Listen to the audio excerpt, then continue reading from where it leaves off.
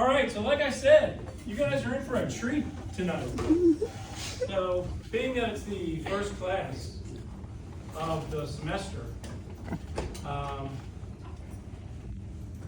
we have a gentleman up here that was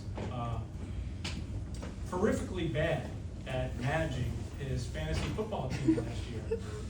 And as part of the punishment, he has to present to you guys tonight on why his team failed so miserably.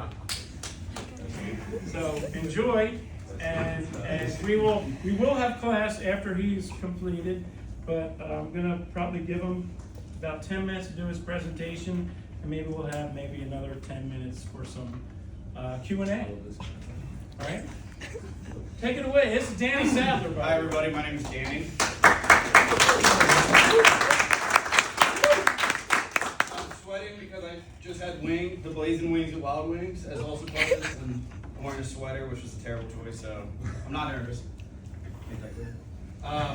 Today we're going to be examining common themes between, this is a business class, right? Yeah. Between business and my fantasy football acumen. So, show of hands, who has never heard of fantasy football? Okay, cool. Everyone seems like they know what it is.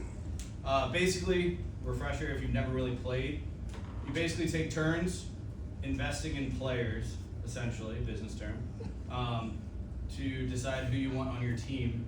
Throughout the year, you get points based off of how good they perform. You accrue points compared to your opponents. Score more points, you win the games. Fairly simple. First theme we're going to talk about is intelligent investments.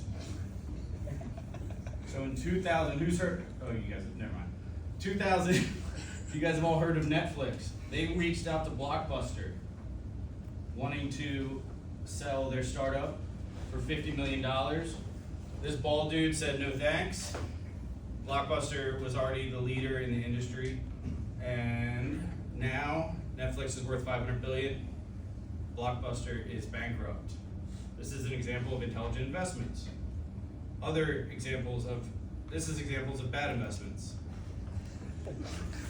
I drafted Kyler Murray, thinking that he would be a stud quarterback, and then right after, Jamar Chase was drafted, who had a very good year. He led the league in pretty much every receiving category and was the #1 overall wide receiver. What's up? Kyler Murray in the first round. Okay. Valid question. Fair question. So this league is what's called a super flex league, which that means that there's 2 quarterbacks that you can play versus your standard league. What that does is it adds value to the quarterback position because you can play 2 of them. There's only 30 of them in the league. Yes. You took Kyler Murray in the first round. Yes, I did. But long story short, in this league, quarterbacks are weighted more heavily. I took Isaiah Pacheco, who's a running back for the Chiefs. He's pretty popular. He's been in a bunch of Super Bowls. He missed 9 games.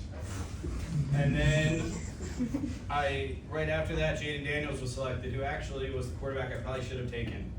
And he scored in the fantasy playoffs towards the end of the year. What's up? Who's the second quarterback? It's actually a good question. I don't remember. Do you guys remember? I'm on it. We can look it up. Keep moving. Yeah, so Jaden Daniels in the fantasy playoffs, the game that really matters. You want to win in the playoffs even if your team stinks, because then you don't have to do this. And if you want to go for the championship regardless, those are the games that matters. And he scored 35 points a game, which was pretty good for whoever had him on his team. I also drafted Raheem Mostert. I thought he would be really good because he's on the Dolphins. They're a fun team, sick uniforms. Well, he scored 2 touchdowns all year. Right after Brian Thomas scored 10 touchdowns the entire season, and I could have had him as well. Yeah. Yep. All right, overpaying for a premium name.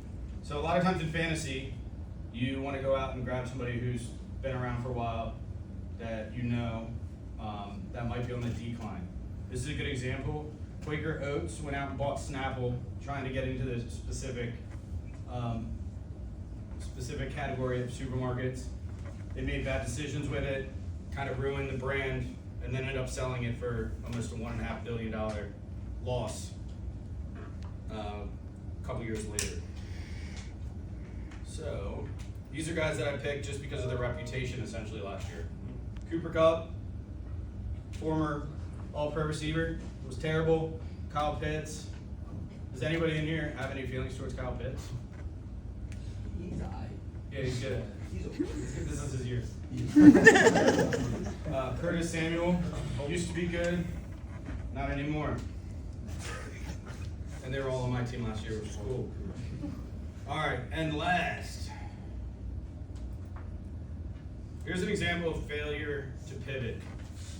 Essentially, when something isn't working, you're deciding to, or inaction or wrongful action leads to bad decisions and outcomes. Kodak, they actually invented, one of their guys invented, I learned this making this presentation, they invented the digital photography back in the day, but then when they decided, when it was really coming up in around 2000, they wanted to stick with just film processing and kind of bailed on it and did not make the decision to pivot when they should have. Kodak is now bankrupt. So examples of inactions. Pretty much everybody in the league made more frequent and better decisions than I did, which was really cool. And then when I decided that my league was over, or my season was over, I didn't make a decision to overhaul the roster. So, that was cool. Conclusion. So, this is how you should treat life, business, fantasy football, pretty much a myriad of things. You want to make intelligent investments based on research, experience, and logic. Except for Kyle Pitts. Take Kyle Pitts this year, he's going to go. Don't overpay for a premium name just because it's premium, aka Kyler Murray. He's not it. And then always be ready to pivot and make intelligent decisions when you need to. Does anybody have any questions? What's up, man? Are you just like a fan of the underdogs, or are you just like What do you mean by trying that? to do something different? Well,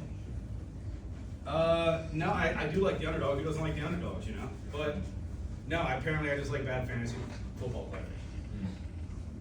Go ahead. Your second quarterback was Jordan Love. Jordan Love, yes, another guy that I thought was going to be really good, but he underperformed as well. I was in 4 fantasy leagues this year. I lost 2 of them.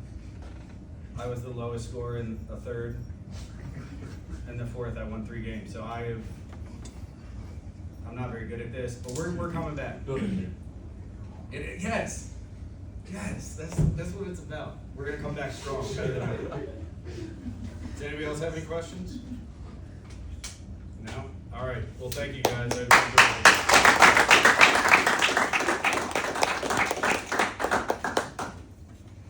That's it, no hard questions for him? Ask him who he plans on drafting first this year. Maybe you guys can, How do you plan on drafting first this year? Well, I'll tell you. Some of those guys back there are in my league. I'll tell you, we have 6. I'm in the 6th pick. So I'm taking one of the 4 quarterbacks. Jaden Daniels, Jalen Hurts, Lamar, Josh Allen, or CeeDee Lamb, or Jamar Chase. Whichever one of those is there is 6. Wait, Mahomes not up there? No, because even I know this, and I'm not very good at fantasy. You want to go with a quarterback that can run around a little bit, so you can get more points. Mahomes hasn't ran around really that much in a while, so maybe I can get him on the 2nd round. Hopefully I don't see you guys next year. Later.